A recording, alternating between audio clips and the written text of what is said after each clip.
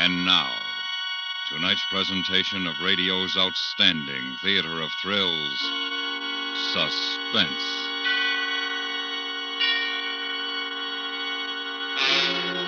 Tonight, we bring you a story of the death of a postman and the search for a missing letter.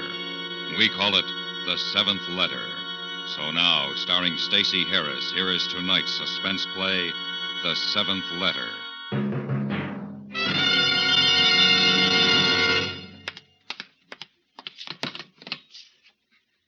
7L32, request detectives at corner Hatteras and Roblar Streets. Notify the coroner.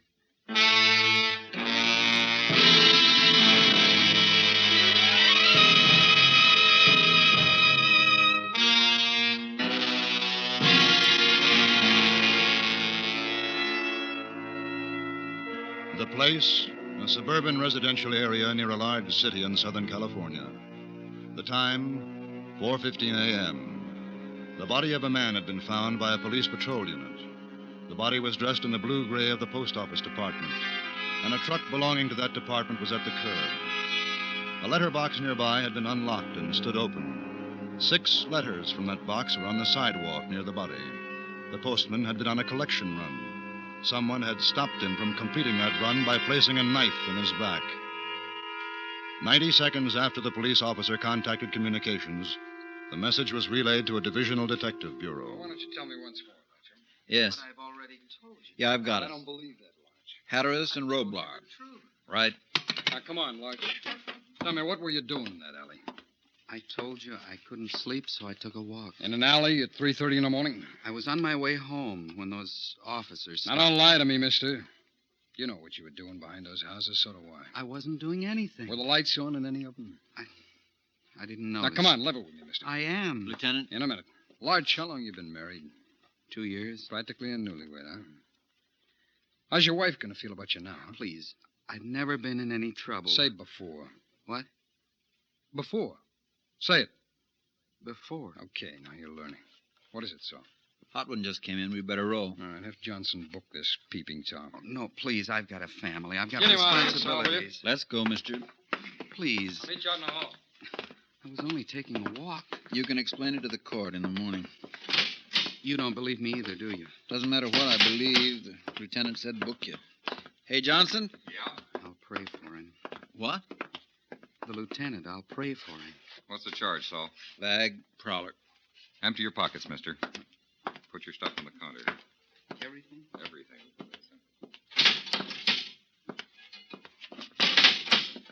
Saul, what do we got? 32 found a body. Lieutenant, you really think you should book that man? He wasn't on private property. No one called in a complaint. Tomorrow morning, he'll walk out of here congratulating himself. And tomorrow night, he'll be back on his window route. What makes you so sure? Saul, you ever committed a felony? No. You ever wanted to? Well, Everybody has. What stopped you? I guess I was afraid I'd be caught. Well, that's what keeps most of them in line. The rest are too dumb to be afraid of the law. They got a wire crossed. Figure they can outsmart it. But nobody's completely honest, huh, Lieutenant? Nobody, Saul. Oh, come on. Now, you don't really Look, expect when you've them- been here a while, you won't argue with me. Where's that body? Hatteras and Roblar. What? What's the matter? I live on Hatteras, just a block from that corner.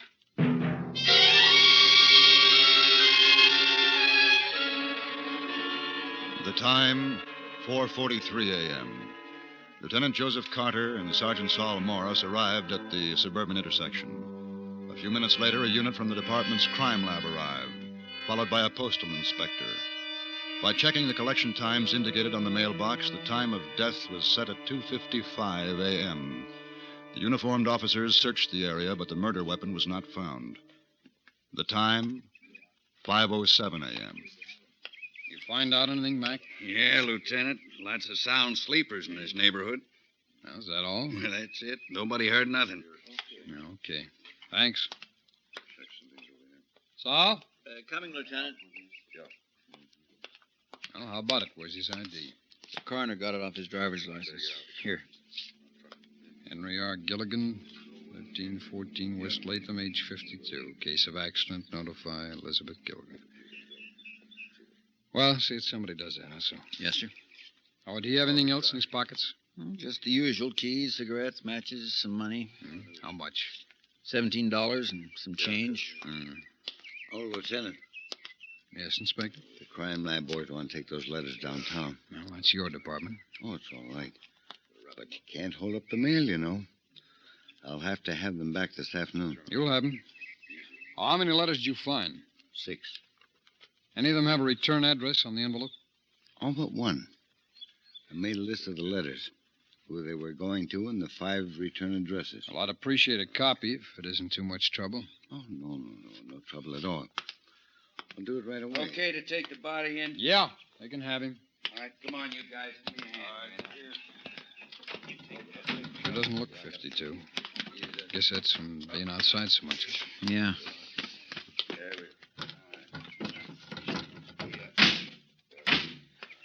Neither snow, nor rain, nor heat, nor gloom of night stays these couriers. What's that? Something a Greek historian wrote. Oh.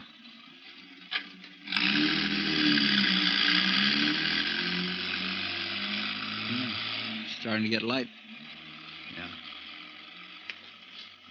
You want a cigar? No, thanks.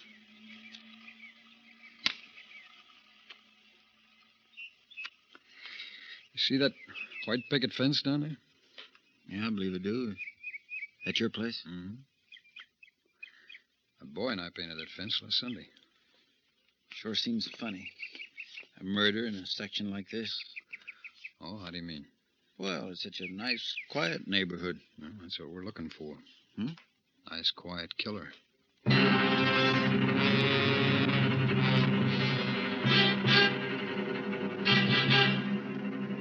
After a final word with the postal inspector, the 2 detectives drove slowly through the nearby streets. Another mailbox was located 3 blocks from the intersection of Hatteras and Roblar. At 5:52 a.m., they checked back into division headquarters. All right, Saul, let's get on that report, huh? Right.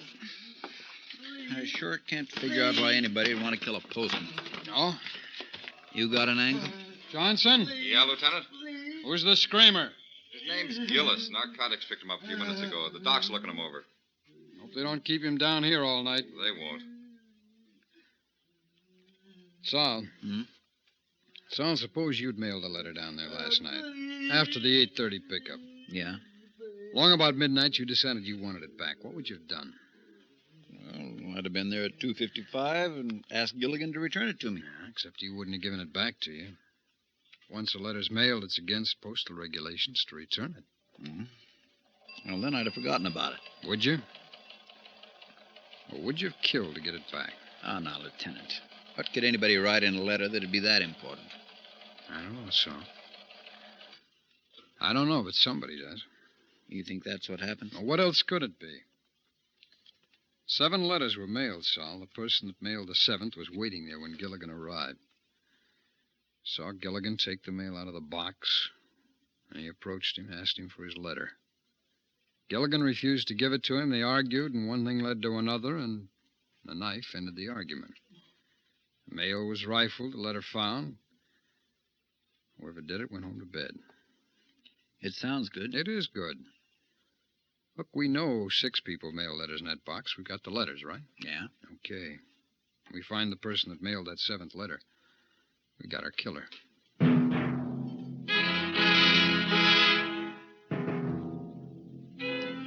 By checking the city directory, they made a list of the families living in the area nearest the mailbox at Hatteras and Roblar. The list was then sent to the Records Bureau, where a make was run on every person on it between the ages of 14 and 70. After being relieved by the day watch, Carter reported to his superior and advanced his theory concerning the death of the postman. He was told to check it out. The time, 8:24 a.m. Joe? Yeah, Louise. We're in the kitchen. Pop, we heard all about it on the news. Oh, that's so? Yeah, boy, a murder right in our own block. Are you going to catch him? I'm going to try. You know who did it? Bobby, sit down and finish your breakfast. Oh, golly. You want to eat before you go to bed, Joe? Not going to bed this morning. You're not? Oh, when you going to sleep? Tonight. I've been put on days a while. So you can catch the murderer, huh? Boy, I hope you get it before money so I can tell all the kids at school. Bobby, if you finish, go outside and play. Huh? Oh, Pop. Bobby, Jimmy's out in his backyard. Okay, Mom. If you promise you'll look around for my scout knife. All right, dear, I'll look. See you later, Pop. Maybe Jimmy and me will go down to the corner and see the blood. Here's your coffee, Joe. Thanks. You want anything besides the cereal, you'll have to fix it. Oh, what's the matter? Same old thing. Another one of your headaches? Mm-hmm. Did you call the doctor? Yeah, I have an appointment at 9. Margaret's taking me. Margaret Richards? Yeah. Joe, if you're going to take off your coat, take that gun off, too, will you? Put it somewhere. All right. Well, what'd you do last night? Bobby and I went over to Mrs. Gaither's for a while. She was having one of those cooking-ware parties. What time did you get to sleep? About 3. I was reading. You better start getting more rest or you'll wind up back in that sanitarium. What do you want me to do, Joe? Just sit here every night with my hands folded? I'm tired of looking at these walls. Okay. You're never home except to sleep. Even when you are, you don't take me out. All right, forget it, huh? Hand me the milk, will you?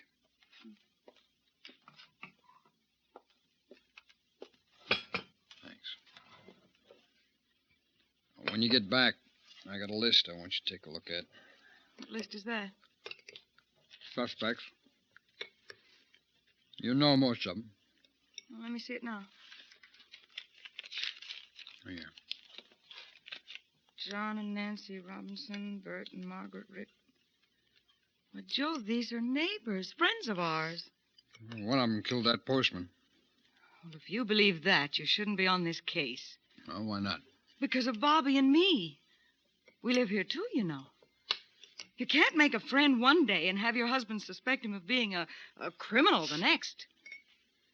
One of them has done big time. I don't believe it. Well, ask your friend, Bert Richards. Bert? Margaret's husband? Hmm? He did 2 years for assault. Are you sure? Sure, I'm sure. I ran a make on all of them. When was he in? 4 years ago. Well, then Margaret knows. She's never told me. I want you to ask Margaret if Bert mailed a letter after 8:30 last night. What if he did? Well, we found 6 letters down at the corner. I think 7 were mailed. I've got to go. Will you ask her for me? I'm coming, Margaret. Louise? I don't know, Joe. I don't know. I'll have to think about it. Hi. Well, Louise, you don't look sick. Well, I'm not really sick. Oh, I'm glad.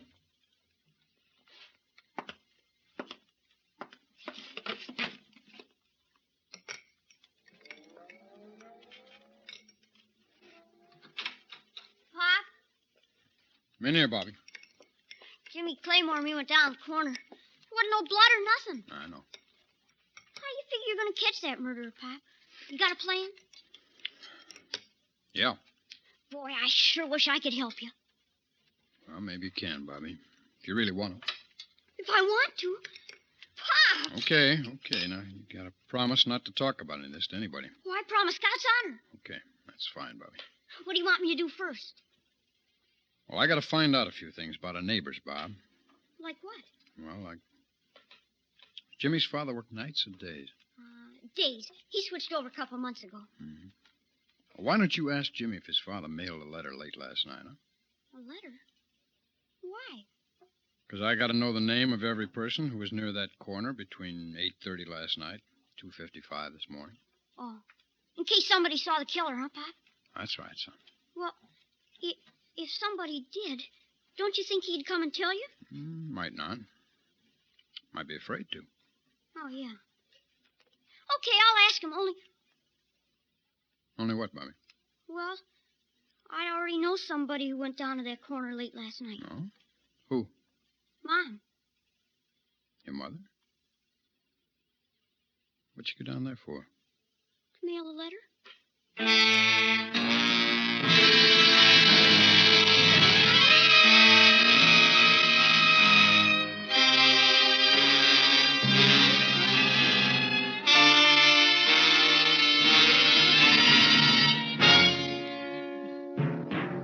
listening to The Seventh Letter, tonight's presentation in radio's outstanding theater of thrills, Suspense.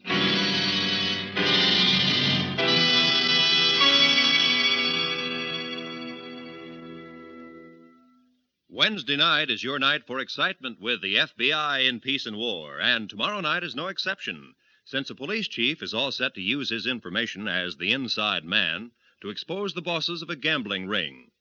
If you like your entertainment on the active side, don't miss the thrills when the FBI in peace and war declares war on a group of corrupt officials tomorrow night at this time. Remember, the FBI in peace and war is yours to hear every Wednesday night over most of these same stations. And now we bring back to our Hollywood soundstage Stacy Harris, starring in tonight's production, The Seventh Letter, a tale well calculated to keep you in suspense.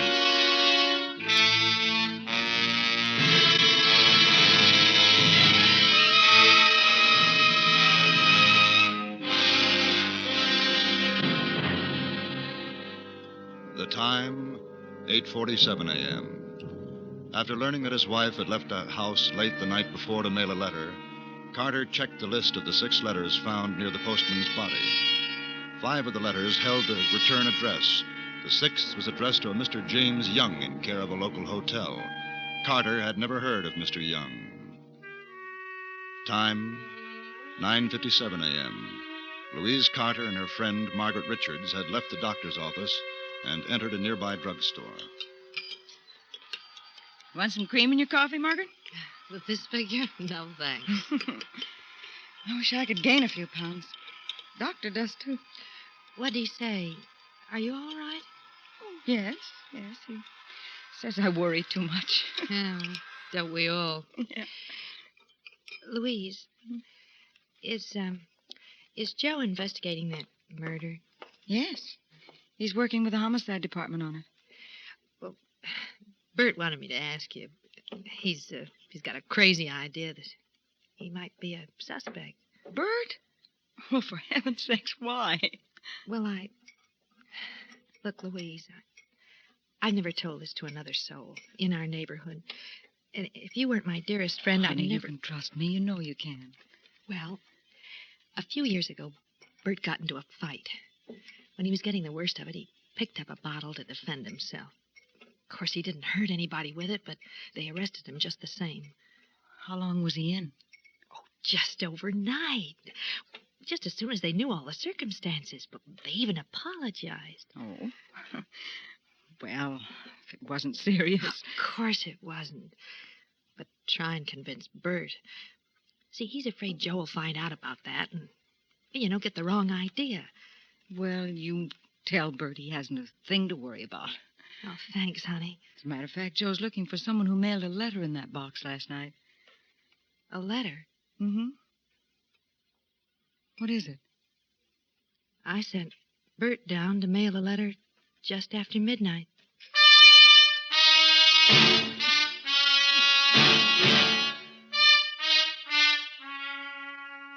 "10:15 a.m. Carter checked with the homicide men assigned to the case. Mrs. Gilligan had been unable to furnish them with any possible motive for her husband's murder. And according to her, Gilligan had no known enemies. The autopsy report showed that the wound had been made by a pocket or switchblade knife.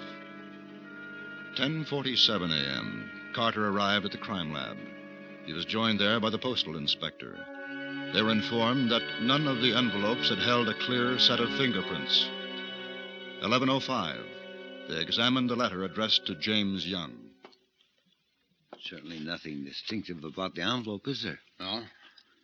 Inspector, could you open it, please? Oh, sure.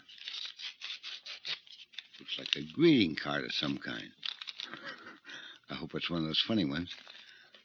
Here you are. Happy birthday from Uncle Bert and Aunt Margaret.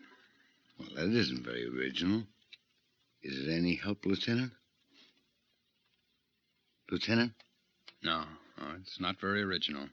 Is it any help? Oh, no. Well, that's the way it goes.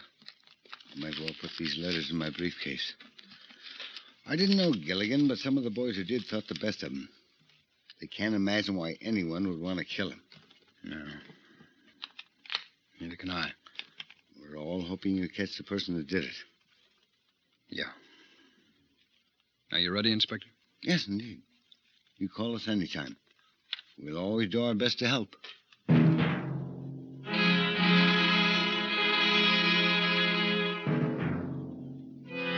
There was no doubt left in his mind now. He knew who had written the 7th letter. The time, 12:01 p.m.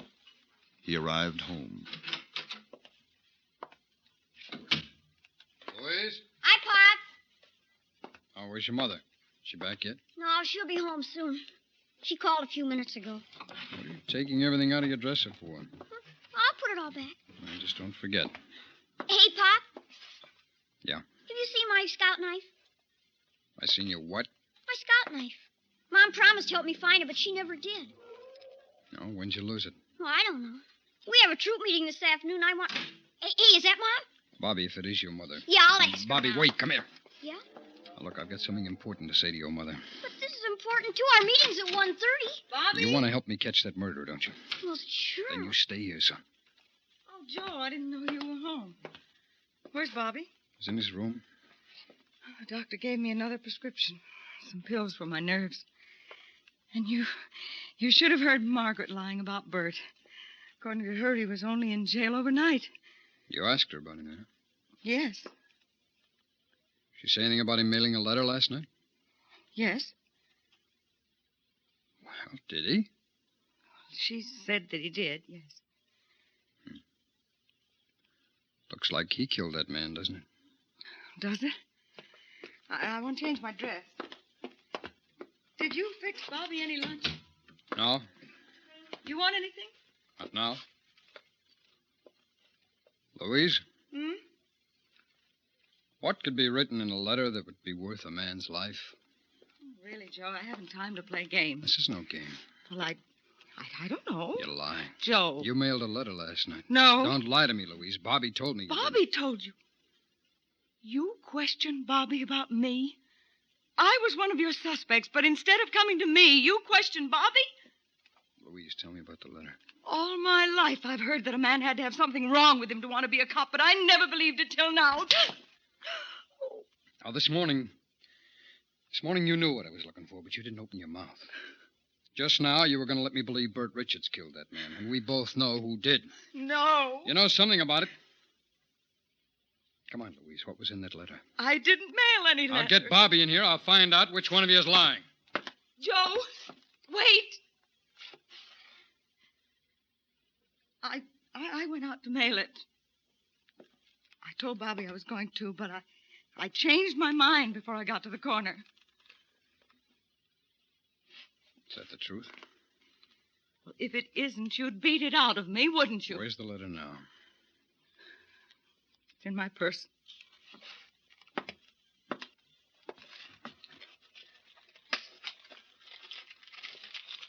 Is this it? Yes.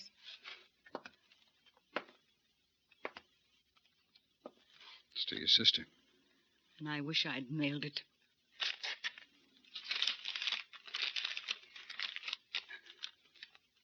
Dear Belle, just a note to let you know I understand and appreciate your thoughts about Joe and me. But it's too late. Too many things have happened. I've made up my mind to leave him. You've what? Here. Come on. You finish reading it. No, please. Go on, read it. For a while, just after I came out of the sanitarium, Oh, Joe. Now, go on, Louise, go on. Joe was his old self. But that lasted only a few days. It's hard for me to tell you about Joe and the way he treats me. But his only love is his job and the power that goes with it. He hasn't time for me or for Bobby. He's forgotten how to be a husband. Oh, Joe, I can't.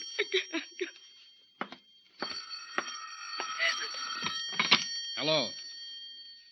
Yeah. Yeah. Are they sure?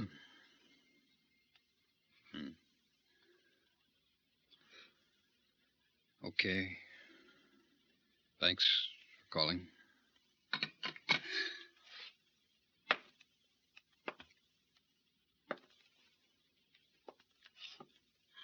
I found out who killed the postman. It's a man named Gillis, an addict. He decided to talk after being off the stuff all day. Last night he thought he was being tailed, so he dropped some stuff he was holding into the mailbox, and when he went back to get it, the postman refused to give it to him. Louise? I don't suppose there's anything I can say. No. You sure it's too late? I mean, there's just no chance at all? Why didn't you mail that letter last night? Mom? I told you, Joe, I changed my mind. Why? Why? What was the reason? Mom, aren't you going to help me find my knife? Don't you know, Joe? Or have you forgotten about him, too? Come on, Bobby, dear, I'll help you. Come on.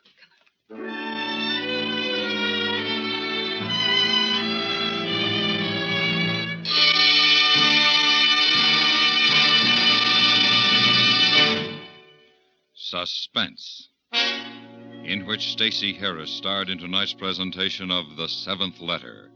Be sure to listen again next week when we bring you another presentation of radio's outstanding theater of thrills, Suspense.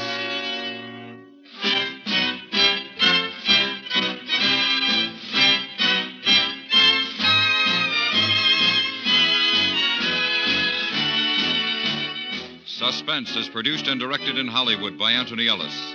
Tonight's story was written by Charles B. Smith. The music was composed by Lucian Morawick and directed by Wilbur Hatch. Featured in the cast were John Daner, Parley Bear, Victor Perrin, George Walsh, Vivi Janis, Richard Beals, Paula Winslow, and Jim Nusser.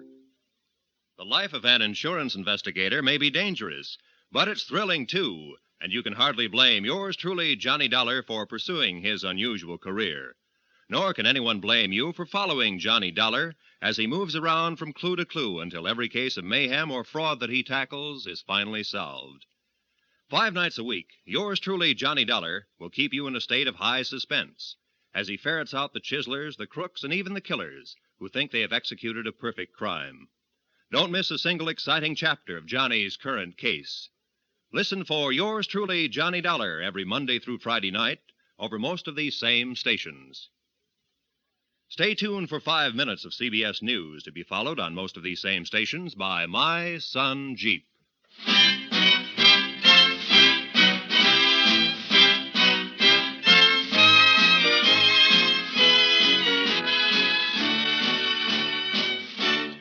America listens most to the CBS Radio Network.